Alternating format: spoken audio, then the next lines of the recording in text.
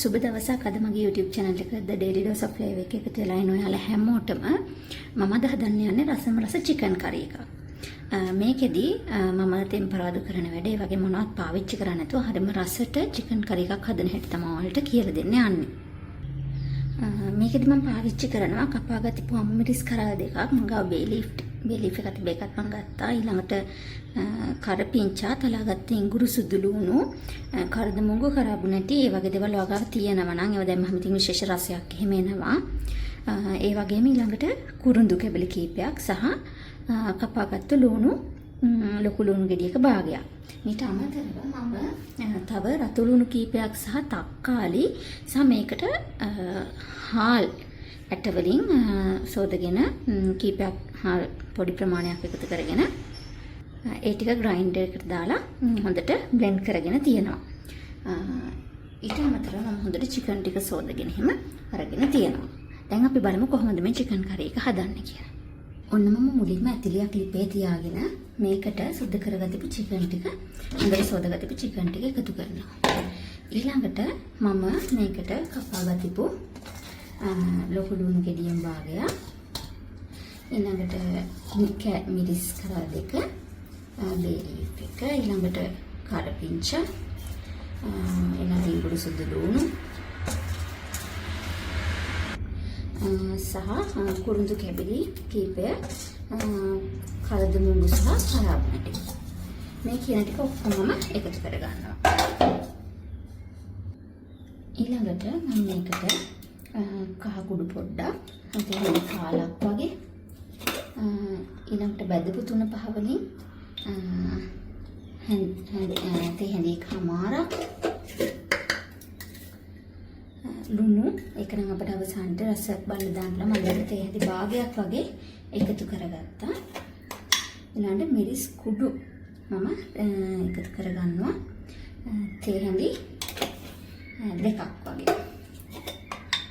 ඊට පස්සේ මිරිස් තේ හැඳි භාගයක් වගේ එකතු කරගන්නවා. ඔය ටික එකතු කරගෙන මම ඊට පස්සේ ඔකට දානවා අර මම බ්ලෙන්ඩ් කරගතිපු තක්කාලි ගෙඩියයි මම කියන්නේ හාල් ඇට ටිකක් දාගත්තා කියලා. හාල් එකතු කරගත්තම වෙන හොඳම දේ තමයි අපි මේ හදන කරි එකේ හොදි එක හොඳට උක්කු ගතියට එනවා. ගොඩාක් වතුර ගතියට නැතුව රස්සනට උක්කු ගතියකට රසට එනවා. ඊට පස්සේ මම මේක හොඳට චිකන් ටික වැහෙන්න හොඳට වතුර එකතු කරගන්නවා. හොඳට ඔයාලට හොදි ගොඩක් ඕන නම් වතුර ගොඩක් එකතු කරගන්න පුළුවන්.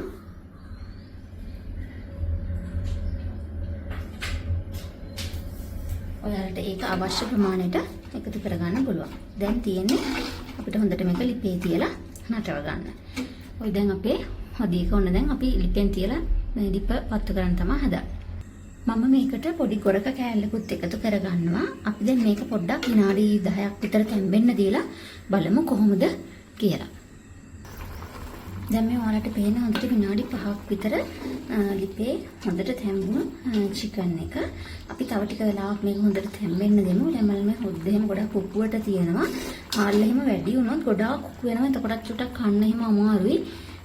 එහෙනම් හාල් දාද්දි ටිකක් වැඩි නැතුව පොඩි ප්‍රමාණයක් එකම ප්‍රමාණයක් කියන තේරෙන්නේ නැහැ. ගොඩක්ම පොඩ්ඩක් දාගත්තාම ඉතින් හාල් නිකන් ඇට 25ක් වගේ නේ විදිහට ප්‍රමාණයක්. ඒක වලදී හොද්ද ගොඩක් ලොකු නම් ටිකක් වැඩිපුර දැන් මට කමන්නේ නැහැ.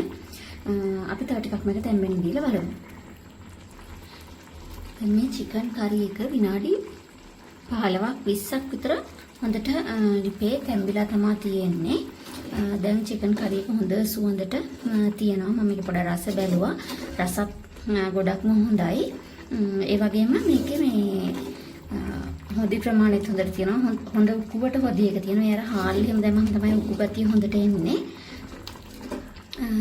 මම මිරිස් කුඩු ටිකක් වැඩියෙන් දාගත්ත නිසා ඒක හොඳ සැරටක් තියෙනවා. ඔයාලට මෙහෙම නැතුව ඕනනම් මස් කරි 3-5 එක පාවිච්චි කරලා උනත් හදන්න පුළුවන්.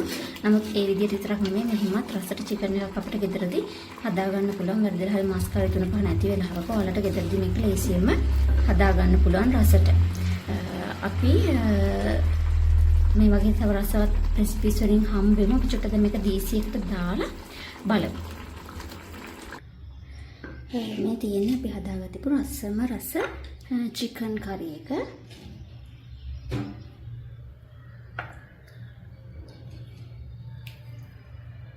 හොඳ උක්කුවට තියෙනවා චිකන් කරි එක.